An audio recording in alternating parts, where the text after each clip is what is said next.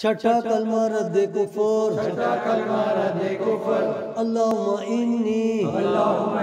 اعوذ بکا، اے اللہ میں تیری پناہ مانگتا ہوں من ان اشرکا، اس بات سے کہ میں کسی شے کو تیرا شریک بناؤں، شیئا وانا اعلم بہ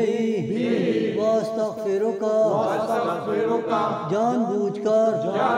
اور بخشش مانگتا ہوں تجھ سے، لما لا اعلم، اس شرک کی جس کو میں نہیں جانتا، تب تو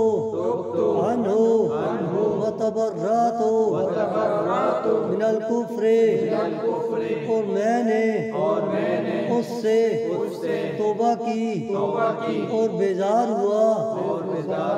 کفر سے، والشرک اور شرک سے،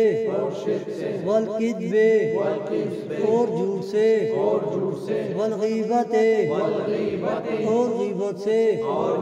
والبدعت اور بدعت سے، والنمیمت اور چغلی سے، والفواحش اور بے حیائیوں سے، والبہتان اور بہتان سے، والمعاصی کلہا اور تمام گناہوں سے، واسلمت اور میں اسلام لایا،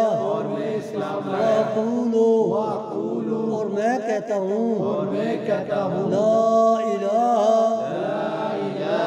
الا اللہ محمد رسول اللہ، اللہ کے سوا کوئی عبادت کے لائق نہیں،